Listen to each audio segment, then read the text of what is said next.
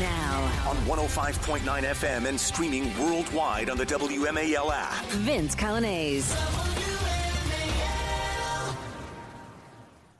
Good afternoon to you. It is now, 5:06, in case you were wondering, here on WMAL, where we're making sense of the news. You can join us today, 888-630-9625, 888-630-WMAL. Governor Kristi Noems testified today before the United States Senate in preparation to become the next Secretary of Homeland Security. She discussed her priorities. Here she is laying out the top priority. My goal and my mission is to build trust. We will undertake a large job and a large duty that we have to fulfill, that the American people expect us to do, by securing our border, to make sure that our nation is a nation with borders, or we're no nation at all, and that we are making sure that those criminal actors that are perpetuating violence in our communities and in our cities and towns and states are removed from this country, that there's consequences for breaking the law in our country again. There has to be consequences, because when Americans break the law, there's consequences. That should be the same for everybody else. In fact, worse. Joining us now, Mark Krikorian, Executive Director of the Center for Immigration Studies. Mark, good to have you with us, sir. Glad to be here. Thanks for having me. I always love talking to you about this issue, and, yet Governor Kristi Noems out there today. President Trump obviously tapped her to be the head of the Department of Homeland Security, and it wasn't without some grumbling on the right, as people said they maybe somebody even stronger than her would be preferable. What did you think of her testimony today? Did she impress you? I think she did fine. I mean, yes, people were not so much skeptical that somehow she was like, a kind of Jeb Bushite person or anything like that. It's just that she hadn't had a lot of experience with the immigration issue or, Homeland Security issues in general. But no, I think she did fine. I think she's going to do pretty well. I talked to some people who had helped with the prep for the testimony, and these are people I trust, and they said, they were impressed. So, I say let's go for it and see how it works. Yeah. So anything stand out from the testimony today? She clearly talked about that we need to enforce the law again. We need to figure out where all these hundreds of thousands of missing children have gone. There's a lot to do. This is a very big mission. Yeah, absolutely. I mean, those are the pressing issues right away. Obviously immigration is a huge issue, and it's not just that there's a lot more illegal immigration issues. There's a lot of legal immigration issues too. But frankly, you got to deal with the crisis right in front of you first. Right. And that means you got to stop the new illegal immigration, which they will. A lot of it, there are programs that Biden had set up that literally let illegal aliens schedule their illegal immigration to the United States. That'll stop at 12:01 on Monday afternoon. But then, the big issue is, what do you do about all these illegal aliens that Biden let in? The conservative estimate for the number of illegal immigrants who moved here under Biden, most of them let in affirmatively by Biden's DHS, is 8 million. People have higher numbers, but, I figure always, lowball this stuff. But 8 million is a heck of a lot of people. They're going to have their hands full trying to find and remove those people. How, one of the things I hear from people who are concerned about this issue, we all are so concerned about this issue, but some people focus on the fact that you often hear from President Trump, and even today it sounded like from Governor Noems, saying that, we got to deal with these criminal illegals. Like that's the big group of people to deal with first. That's the priority, the people who are the most violent among the illegal aliens who are in our country. But does that mean that deporting other people who've broken the law just by entering the country but not committing violent crimes is off the table? No, it does not. And that's something Tom Homan has been quite explicit about. He's like, look, we have to make priorities because you got to start somewhere. You're not just going to run around randomly doing things. But there's two ways that regular illegal aliens, they're also going to be fined. One is what they call collateral arrests. In other words, if they send a fugitive operations team to go and get some guy and they know where he is and they go and arrest him, if there's three other illegal aliens there, they're arresting them too. And so it's not like it's any kind of get out of jail free card. Yes. not be a rapist. But the other thing is if they do work site enforcement. In other words, raid, a factory that they have a lead. There's a lot of illegals working there. Some of those people might be criminals, but most of them are just going to be working stiffs. But they're illegal aliens. Those people are going to be caught up and removed as well, for sure. If it becomes clear right out the gate that President Trump and Tom Homan and Kristi Noems are very serious about mass deportations, will it have the effect of causing some foreign nationals to decide to pick up and leave on their own terms? I know years ago Mitt Romney got a lot of mockery for using the term self-deportation as a way to describe what his immigration plan was, his illegal immigration plan was. But is it possible that you will see some number of foreign nationals who are here illegally say, well, wait a second, I don't even want the heat. I can see what's coming. I'm going to pick up and go on my own. Yeah, it's not just possible, it's guaranteed. Now, we don't know how many people, and that'll depend on, the policies they pursue and, the way it's reported and all of that stuff. But there's simply no question that some illegal aliens are going to pack up and leave on their own. In fact, even when there's no enforcement, there's always some number of people leaving. So the key to shrinking the illegal population is to have fewer new illegal aliens move here and more existing illegal aliens leave. I mean, this is sort of first-grade level thinking, but that is what it amounts to. And there's just no question, especially if they do real work site enforcement and they start going after businesses and they actually prosecute crooked businesses, not people who accidentally hired illegals, but people who knew what they were doing and breaking the law. That'll make it a lot harder for illegal immigrants to keep and get jobs, and you're going to see some significant number of people leave. I can't guarantee you how many, but I can guarantee it's going to happen. Is worksite enforcement, I've viewed it through the years as politically the kind of thing that people in Washington don't want to do, by and large, but they don't want to admit it because they don't want to go after business owners in their own districts for breaking the law in this way. Do you think, has that been the reason worksite enforcement is generally not done to the level it should be? Absolutely, that's the reason. And in fact, there's a story. We have a whole book that a retired fellow of ours wrote on sort of a history of worksite enforcement. And there's a story from during the Clinton administration where there was a INS. This is back in the old days, the INS. The district director was going to raid a Luby's cafeteria because they had intel that there were a lot of illegals working there. So the local congressman got wind of it, called them and said, hey, they're a big employer. We don't want to piss them off. Don't do that. And the INS guy said, look, we're not making this up, Congressman. There's real problems here. We got to go through with it. 10 minutes later, Attorney General Janet Reno called him and said, knock it off. So this kind of thing has happened all the time. I don't expect it to happen in the Trump administration, but it is the kind of thing we need to keep an eye on. If, congressmen complain, the issue is going to be, okay, what's the administration going to do? Are they going to cave or are they going to stay the course? Right. Right. And if you want a system that allows for foreign nationals to come and work in the United States, just like enhance our guest worker programs, like actually have a legal remedy to this instead of allowing this black market to continue. Although even there, there's an unending appetite for cheap foreign labor. So yes. whatever limit you come up with, there's always going to be people who are going to want more than that. So you're always going to need to enforce the law. There's no magic way to avoid that. No, it doesn't seem like it. All right, so with President Biden in his final days, I keep seeing reports that he is doing everything he can to make it as difficult as possible for President Trump to unwind the damage.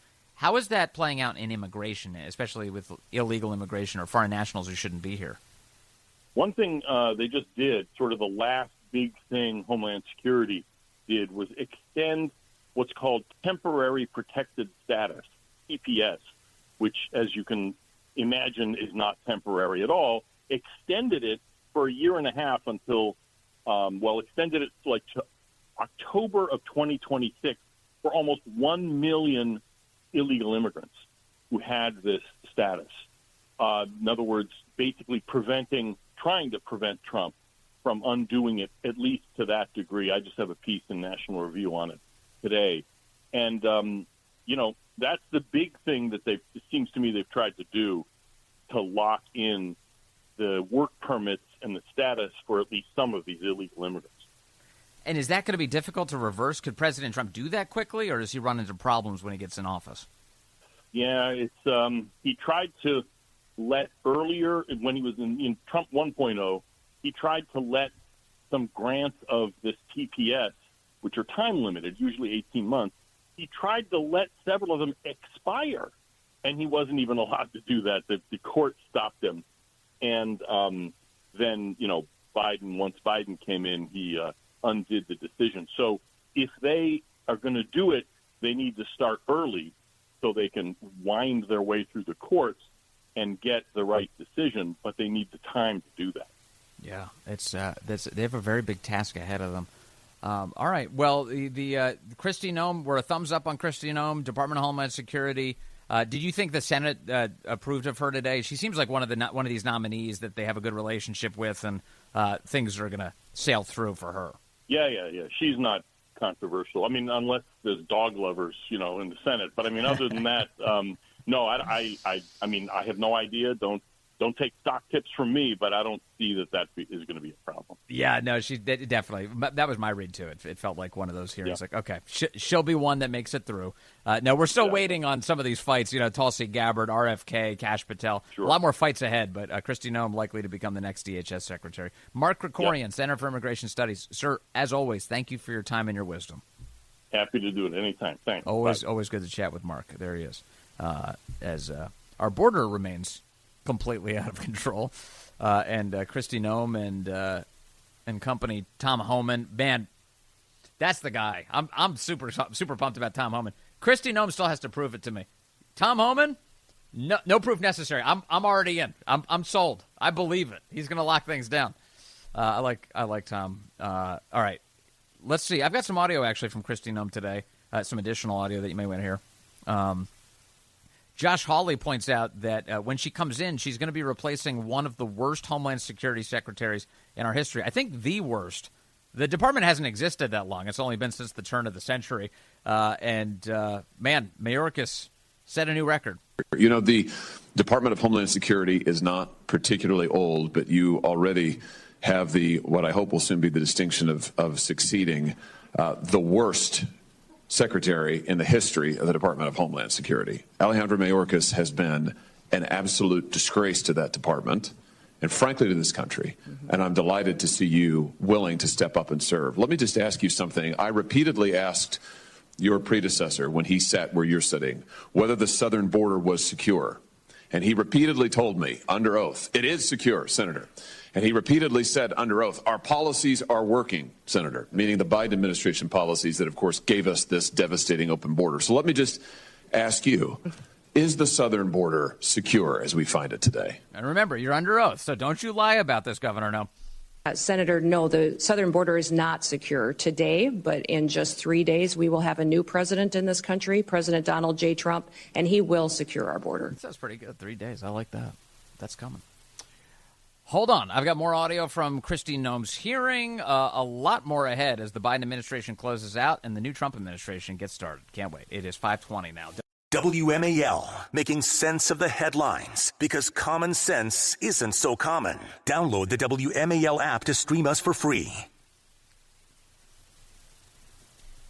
A lot of good questions, actually, between Josh Hawley and Kristi Noem today. It's because Josh Hawley is a smart senator. He's very smart. He's a good guy. Or I don't know if he's a good guy. I don't know him personally. But I like what I hear from him. And Kristi Noem telling Josh Hawley today, yes, the Trump administration will reinstitute Remain in Mexico. And those who have legitimate asylum claims, their claims are processed in due order and in due course, but they wait in Mexico until those claims are fully processed. Will you work to reinstate that program? Yes, Senator, the president and I have talked extensively about this and will 100% partner with him to reinstate the Remain in Mexico policy and make sure that it's in place. Yeah, in other words, you don't just get a free ride into the country. If you have a legitimate asylum claim while it's litigated, stay in Mexico. Stay in Mexico. And that had the effect of stopping people from making the trip at all because the wild majority of these so-called asylum claims are actually fraudulent claims for asylum that would not qualify. Let's just get into the country, and then who cares what the process is after that? That's the way we've been taken advantage of, and the Trump administration is coming back to say, no, not anymore. And then this other piece, Mark Krikorian was just mentioning that the Biden administration has been using a taxpayer-funded app, kind of like an Uber for illegal immigration into the country, where if you're a foreign national who's not supposed to be here, you can make your application for, I should definitely be there. And then the Biden administration will actually traffic you into the country at taxpayer expense. So let me ask you about CBP One, the phone app that I've called concierge service for illegal immigrants. I'm sure you're familiar with it. This was the Biden administration's effort to allow asylum seekers to apply ahead of time using their phones, but not actually to provide any evidence that they needed asylum. There was a newspaper report, a press report that said the only problem with the app is it never asks users, are you seeking asylum? They don't ask for any asylum evidence. They simply release these so-called asylum seekers who use the app into the country on parole. Sometimes they're never given a hearing. The Inspector General actually did a report, a full investigation report on CBP One, and found that frequently users of this app were claiming the same addresses in the United States as their intended destination, even though they didn't know each other, they weren't family connections. In other words, it has been completely abused. And the idea that the federal government would pay for this kind of concierge service for illegals, I think, is outrageous. Will you end the use of the CBP One app? Yes, Senator, if confirmed, and I have the opportunity to be secretary on day one, CBP One will be shut down. On day one, CBP One will be shut down. So long overdue. So some good things are coming. And I'm just getting this in. Merrick Garland has finally walked out of the United States Department of Justice for the last time, they say. Do they have holding cells there? Maybe we can bring him back. there's a cell with his name on it. Yeah, Merrick Garland waltzing out. And they're clapping like seals for him because they're scared he's going to prosecute them. Hold on. More ahead. News Talk 105.9 WMAL. Making sense of the news. Hey there. Good afternoon. 5:35 here. WMAL, where we're making sense of the news. You can join us today, 888-630-9625, 888-630-WMAL. Boy, it's amazing to be so close to this presidential inauguration for President Trump set to take place Monday. The big news today, perhaps you've heard by now, is that he will not be conducting the inauguration outside. He will not be taking the oath outside on that gigantic platform, which they spent a lot of money to build. But that's just how these things work. Every so often, President Trump saying that the cold weather on Monday will be way too frigid for the expected 250,000 people who would assemble there, and instead has decided to swear and take the oath of office inside of the Capitol Rotunda, inside the Capitol building. That will, of course, dramatically limit the number of people who are going to be able to witness it in person. The whole event will be televised, of course. The whole country will be able to watch it, as they do every time we have one of these inaugurations. Additionally, President Trump said that Capital One Arena for the second time in 2 days, basically, because Sunday he's holding a big rally there. Additionally, Monday, during his inauguration, that venue will be open, and they intend to, first of all, have a viewing, presumably on the Jumbotron there, of the inauguration. And then after that, they intend to take what would have been the parade and have it come to the Capital One Arena. So these plans are kind of all coming together. A lot of this is echoes of what President Reagan did back in 1985 under similar circumstances, a very cold inauguration, ends up doing a swearing in at the White House, and then subsequently on the 21st of January shows up at the Capitol Rotunda to have a very small inauguration ceremony there with just 96 people in attendance. And remember, there's a lot of members of Congress, 535 between both houses, and that means a lot of people aren't making the cut. Certainly a lot of these Democrats don't want to come at all. So good, all the more reason to keep them out of the room. And but now you're going to have a very small group in attendance. So it'll be interesting. It's going to be very, very unique. On a personal note, I really do wish it was still outside. I wish it was warm enough to be outside I wish the circumstances were different, of course, because I would have had a chance to see my second inauguration of President Trump in person back in 2017 when he was sworn in. I had the privilege of sitting there as a reporter for the Daily Caller. I was right up almost – I was like I could reach out and touch the Marine Band. That's how close I was to President Trump's inauguration. It was such a cool experience to be able to look up and see him give that speech.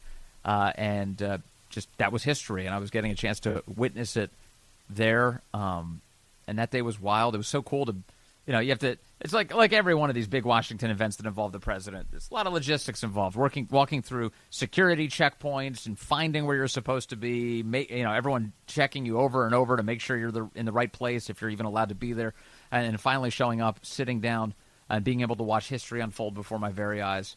It was awesome. As I remember, though, it was also pretty cold, too, that day. I was bundled up just like everybody else. It was a cold inauguration day because last I checked, January tends to be cold. It's winter, and you're watching an inauguration. This year, I was this close. I was this close to duplicating my experience in 2017. I was already. The whole plan was I was going to be downtown, be right there. I wasn't sure at this hour. I'm not sure what my seat number was, but I was close. Let's just put it that way. It was going to be awesome to be able to see President Trump do this again. I don't think I make the cut for the 96 people who are going to be in that rotunda. Pretty sure there's no chance that's going to happen. But he'll be right in there. And so as of this afternoon, they are building a stage. They're building a small stage to elevate him that's technically a podium. That's what you stand on.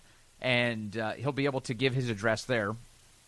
And I can't help but notice that, one, he's doing it there in the rotunda, of course, but two, are you ready for the out-of-control left-wing coverage of that detail?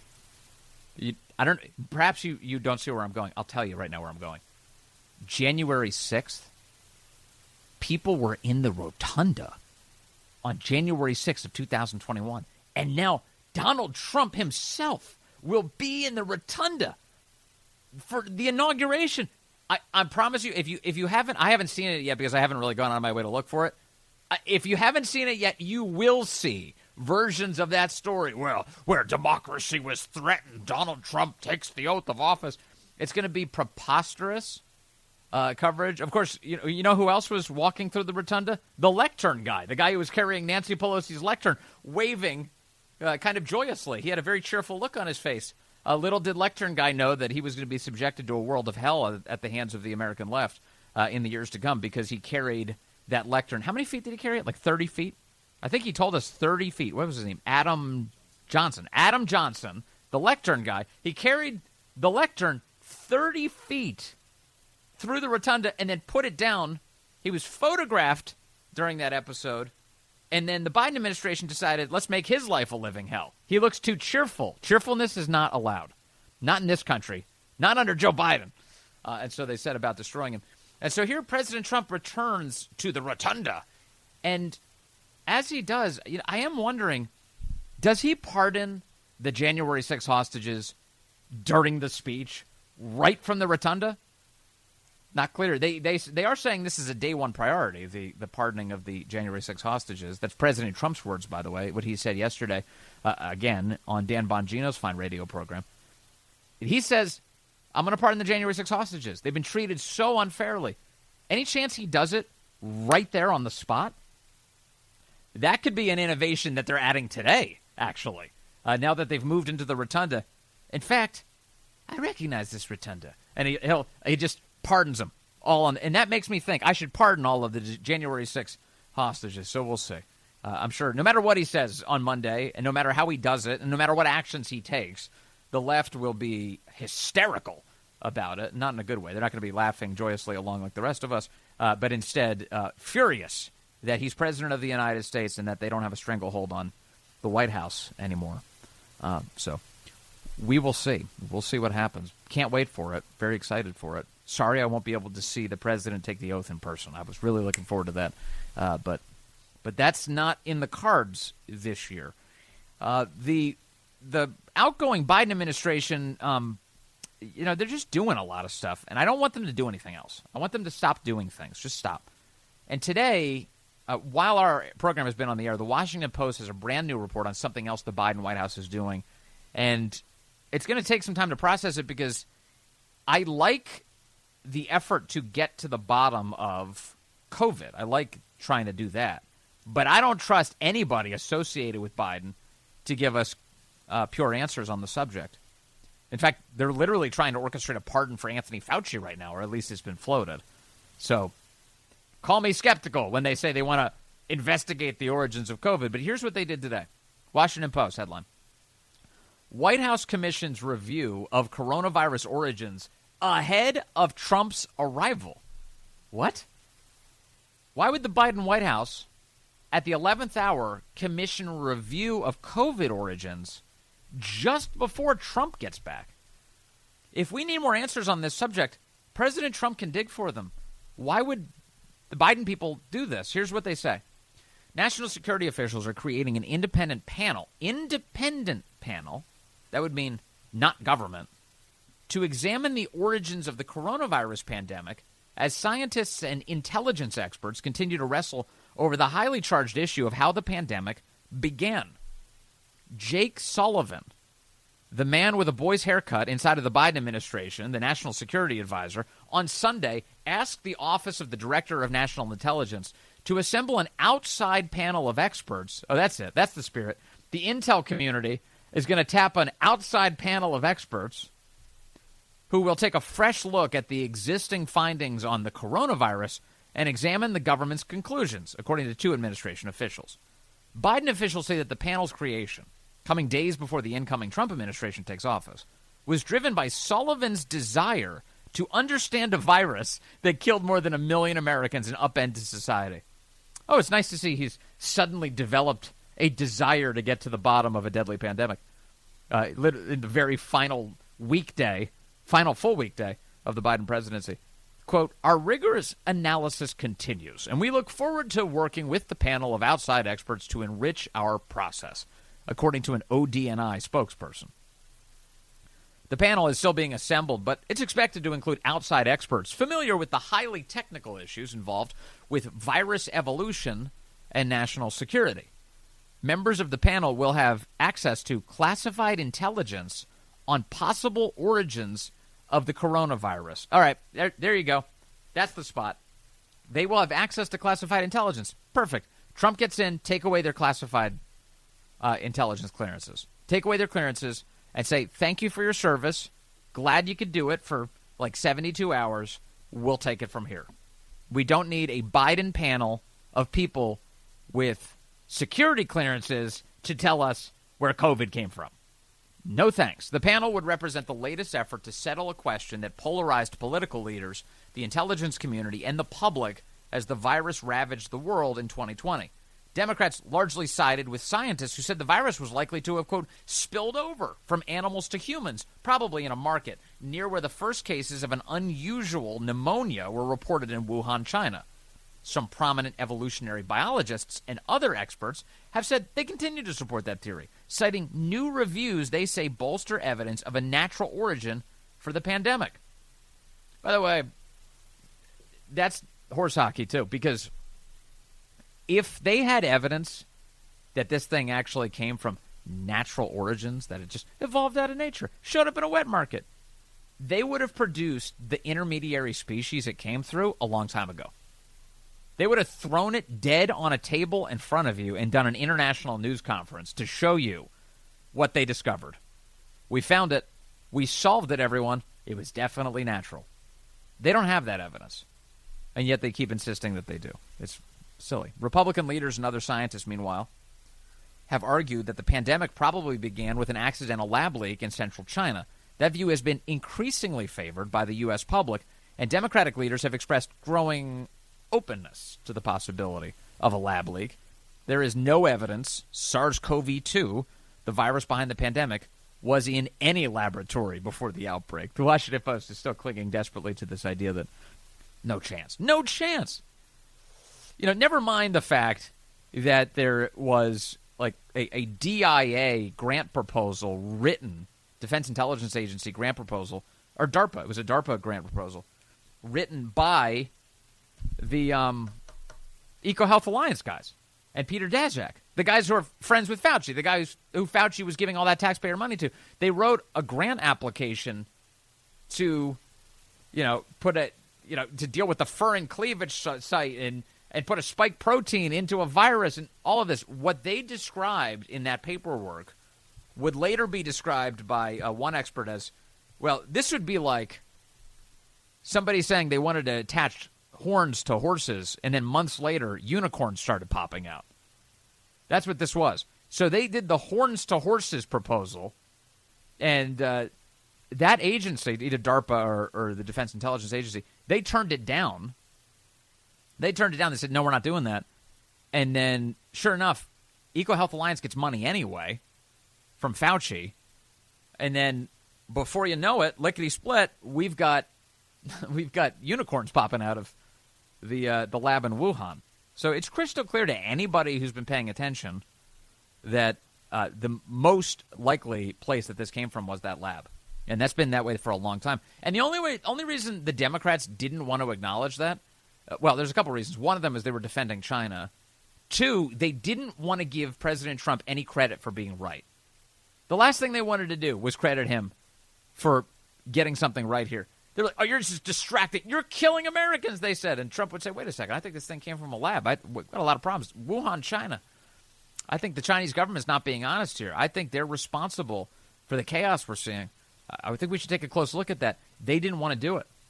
So the adherence to the wet market theory of all of this was designed to absolve every other party on the planet of any culpability for this, to include people like Fauci, to include the EcoHealth Alliance, to include the Chinese Communist Party, the scientists in Wuhan. Everyone was absolved of responsibility for their involvement in all of this, just so Donald Trump could become the villain.